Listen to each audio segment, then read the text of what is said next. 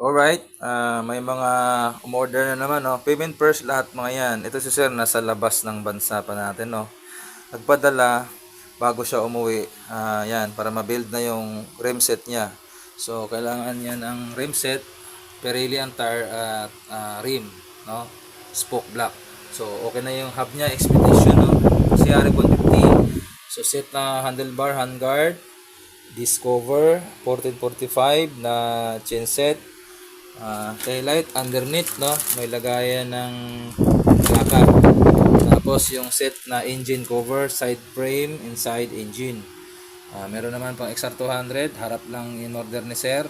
Ano to, 300 by 21 na Dunlop 605, carburetor, SPD, harap na interior na 21. Alright, so pa-legit check sa mga bagong buyer natin.